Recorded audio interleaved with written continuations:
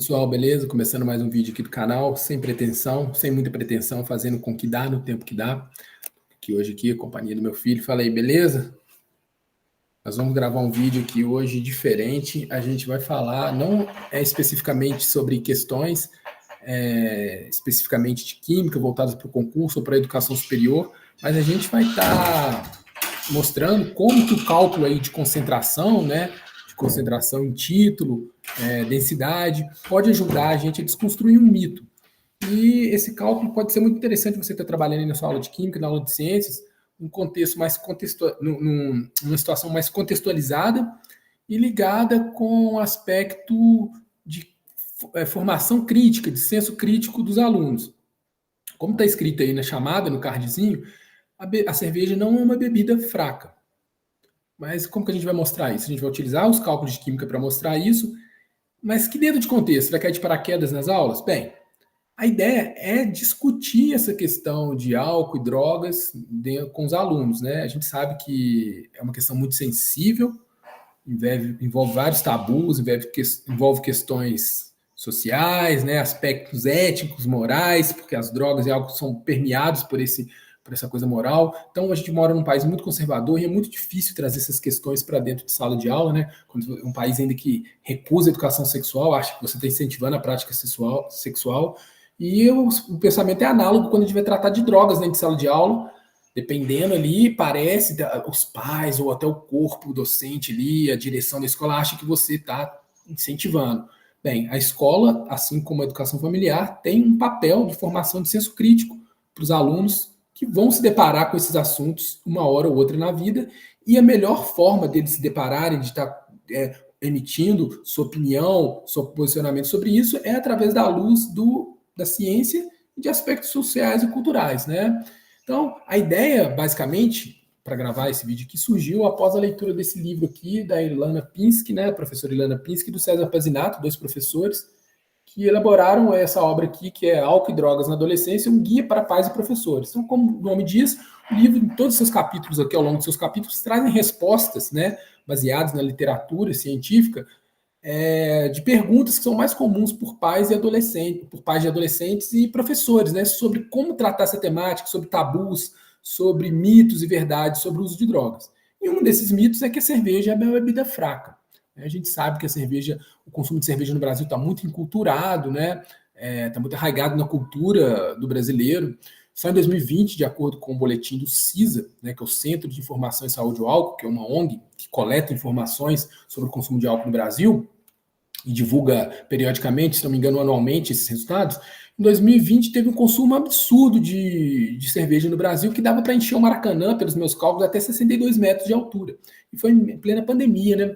Então, assim, a Ambev manteve seus lucros durante a pandemia. Então, tem várias questões aí mercadológicas envolvidas que a gente pode ficar falando aqui, ia dar uma boa conversa que talvez a gente pode gravar até numa outra aula, focando dentro de um outro conceito aqui de química. Então, pessoal, eu vou usar os cálculos aqui para mostrar que a cerveja não é uma bebida fraca. Fraca em que sentido que a gente fala? Quando a gente fala uma bebida alcoólica forte, a gente está falando do teor da quantidade de álcool, né? Da quantidade de álcool. Só que a gente fica olhando só o teor, porque a cerveja ela tem um teor, já vou começar a anotar aqui, ela tem um teor, né? Um título, massa da cerveja. Deixa eu ver aqui, deixa eu abrir a tela certa. Deixa eu abrir várias telas aqui.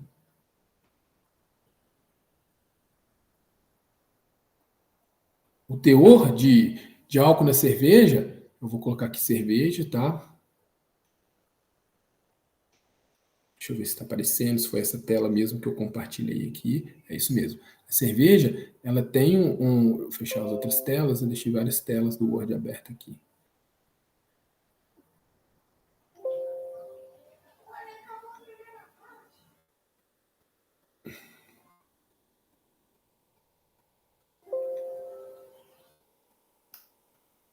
A cerveja ela tem um teor, pessoal, de álcool em volume, né, uma porcentagem de aproximadamente aí 4,5%, tá? O que quer dizer isso? Quer dizer que cada 100 ml de cerveja, para cada 100 ml de cerveja, 4,5 ml é de álcool, né? Então, 4,5 ml vai ser de álcool.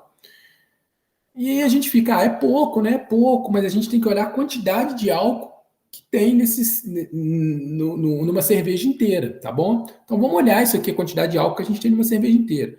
Então, se em 100 ml de cerveja tem 4,5 ml de álcool, uma cerveja com seus 355 ml vai ter uma quantidade de álcool aqui igual a X ml, né?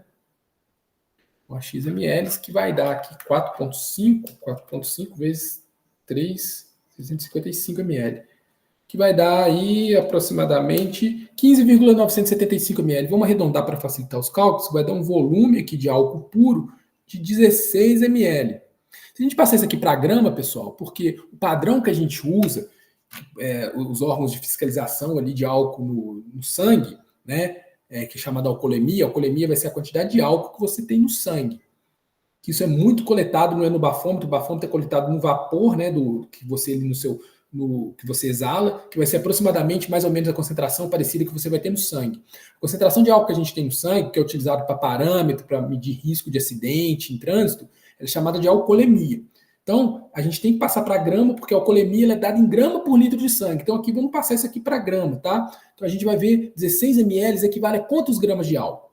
Para isso, como a gente está falando em massa, né? A gente precisa saber em massa. Quero saber isso aqui em massa, quantos gramas que tem. Eu preciso passar isso aqui para gramas. Então, eu vou utilizar a densidade, que a densidade é igual a massa sobre o volume. Eu sei que a densidade do álcool aqui, principalmente em ambiente bioquímico, no sangue, que vai ser o interesse da gente, no corpo humano, é de 0,1 gramas por ml. Então, eu tenho essa densidade de 0,8, e tem um volume aqui de 16 ml. Então, a massa que eu vou ter de álcool vai ser aqui 16 vezes 0,8.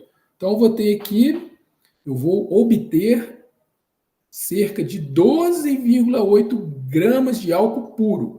Então, cada latinha de cerveja, pessoal, ela fornece essa quantidade aqui em massa de álcool puro. E essa quantidade de álcool aqui, quando a gente ingere, ele não vai direto para o sangue. Ele vai passar pelo trato gastrointestinal, vai ser absorvido pela veia porta, vai para o fígado, e uma enzima chamada álcool desidrogenase vai fazer o processo de metabolização do álcool. A parte que não é metabolizada vai para o sangue.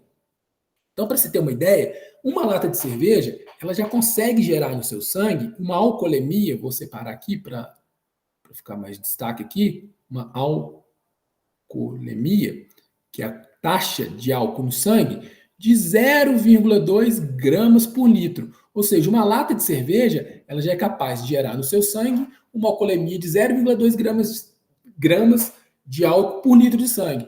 Aí, considerando, pessoal, vocês devem fazer o questionamento, né? Poxa, mas a gente tem em média 5 litros de sangue, uma pessoa de 70 quilos. Então, se eu tenho 12,8 dividido por 5, era para me ter uma alcoolemia de 12,52 gramas por litro. Lembrando, pessoal, que nem todo o álcool que você ingerir vai direto para o sangue, parte é metabolizada. Então, a gente vê aqui que boa parte dele aqui, né? Boa parte mesmo vai ser metabolizado e pouco ele vai ficar no sangue. Esse álcool que vai para o sangue, ele vai atingir todos os órgãos e todos os tecidos.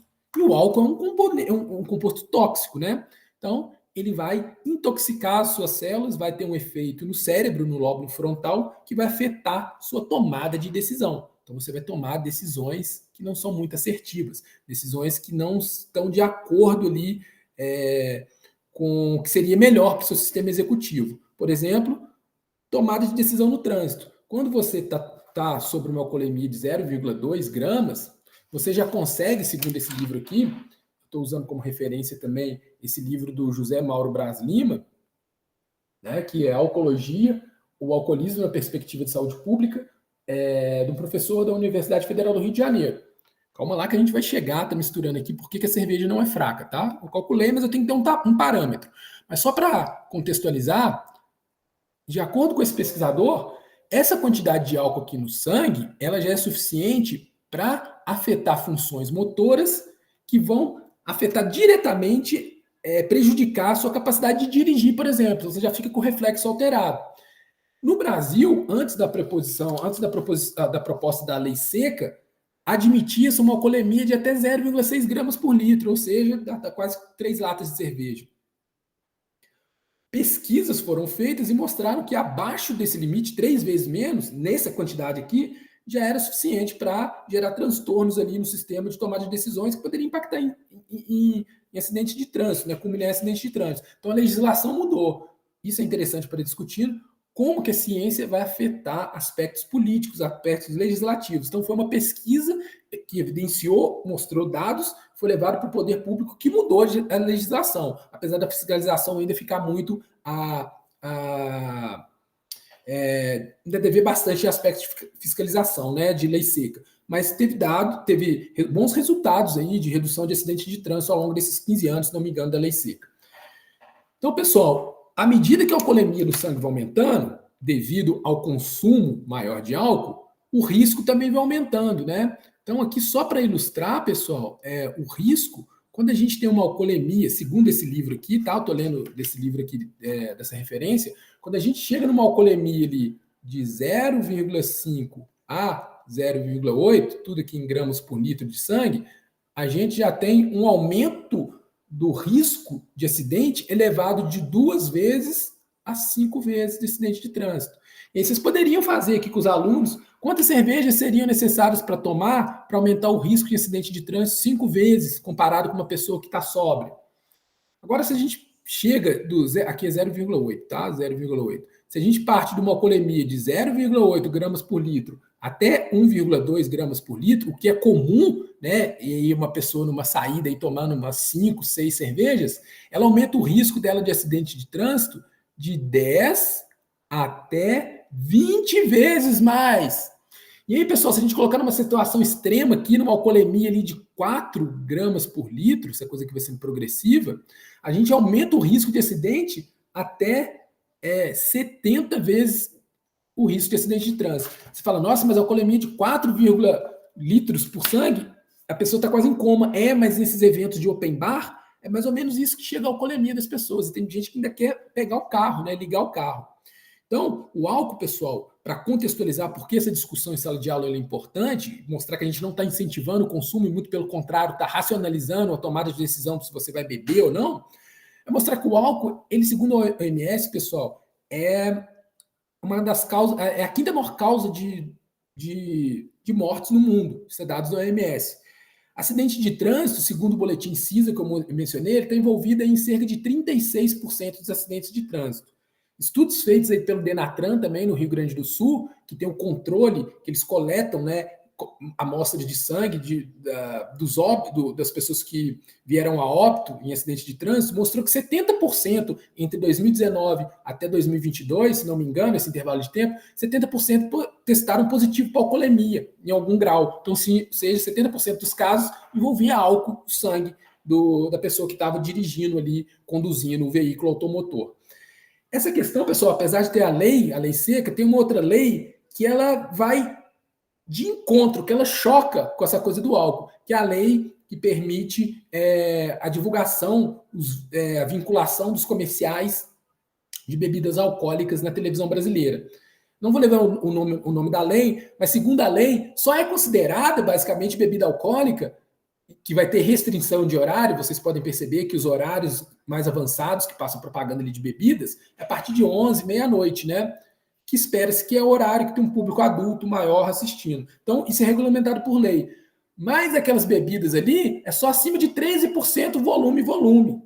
Ou seja, a cerveja, que é a preferida do brasileiro, que está na faixa de 4,5, elas fogem desse guarda-chuva da legislação. Então, ou seja, a cerveja pode ser divulgada em qualquer horário, inclusive em horário ali que está passando esporte, né, programação esportiva. A gente vê a Verdinha, que patrocina até evento da Champions League, e uma outra aqui no Brasil, que patrocina a Libertadores. Então, a gente vê que a cerveja, ela, por legislação, ela tem esse horário maior do que bebidas que tem 13%. Mas será que ela é menos nociva mesmo? Porque o teor é uma coisa, agora a quantidade é outra. Para a gente mostrar que isso aqui é uma falácia, a gente vai comparar agora com a cachaça. A cachaça, pessoal, cachaça, marvada, branquinha aí, ela tem uma concentração de 40% volume de álcool. Ou seja, para cada 100 ml da cachaça, você vai ter 40 ml de álcool puro. Aí você pensa, então ela é mais forte que a cerveja. Bem, mas vamos parametrizar. A cerveja, a dose padrão de um chopp, de uma lata, é 355 ml. Da cachaça é 40 ml. Aí que está o pulo do gato, pessoal. Vamos fazer aqui as contas. Então, se em 100 ml de cachaça tem 40 ml de álcool puro, em 40 ml de cachaça, que é a dose padrão de cachaça, a gente vai ter 16 ml de álcool. Vai ter aqui 16 ml de álcool. E quantos ml que a gente tinha de álcool na cerveja mesmo? Vamos comparar aqui, só para lembrar. Na cerveja, 16 também. Na cachaça tem 16. Então, pessoal, uma lata de cerveja, para fins de álcool, tem a mesma quantidade de álcool que uma cachaça. E vai gerar também aproximadamente 12,9 gramas de álcool puro. Ou seja, vai gerar também uma alcoolemia na faixa de 0,2 gramas por litro.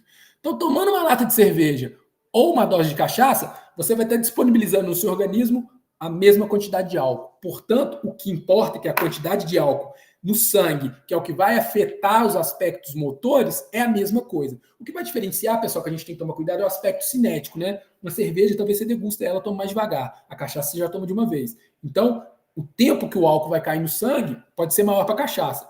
Mas, pessoal, tomando aí que uma pessoa vai beber cerveja a noite inteira, vai ficar muito parecido ali com o que ela teria tomado de cachaça, em padrão de dose, né? Você tomar uma lata de cerveja, o álcool que tem no seu sangue é mesmo que tomar uma dose. Então, ou seja, a cerveja não é uma bebida fraca. Tomando como parâmetro a cachaça, que ninguém considera uma bebida fraca. Então, a cerveja, uma lata de cerveja tem a mesma quantidade de álcool do que uma dose de cachaça. Então, a ideia aqui, pessoal, é estar discutindo isso. Vocês podem estar trabalhando aí a questão da legislação. Então, por que a lei permite, então, a cerveja? Porque ela considera o teor. Teor é diferente de quantidade bruta que a gente tem, né? Quantidade líquida, desculpa, que a gente vai ter daquela substância. Então, a cerveja, por ela ter um teor maior, mas ter um volume ali da sua dose maior, ela sai desse guarda-chuva. E isso tem muito a ver com o aspecto mercadológico, pessoal, de incentivar, né, o hype da cerveja, hoje em dia mais ainda com cerveja artesanal, que a cerveja beba com moderação.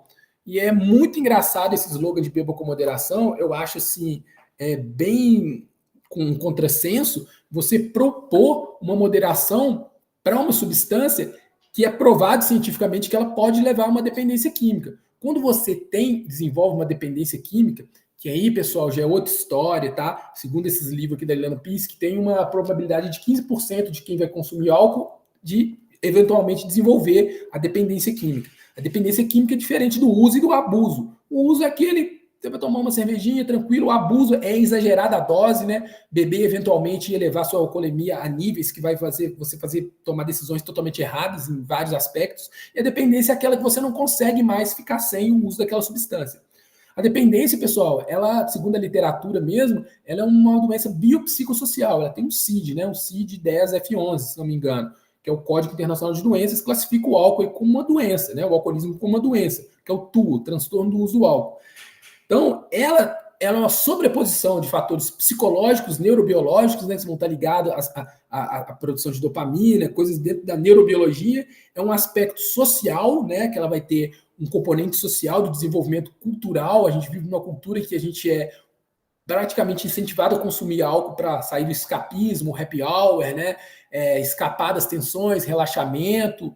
E tem um fator genético, né, segundo estudos de varredura genômica, ia falar microscopia de varredura, mas de varredura genômica, mostra que tem mais de 30 genes associados ao álcool. E um deles é um gene que vai ser fundamental para o desenvolvimento de proteínas que compõem a álcool desidrogenase.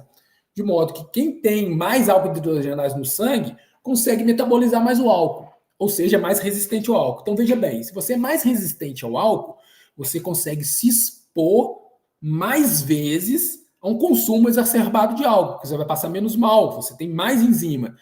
Mas isso vai, quanto mais a sua exposição, maior a probabilidade de se desenvolver também uma dependência.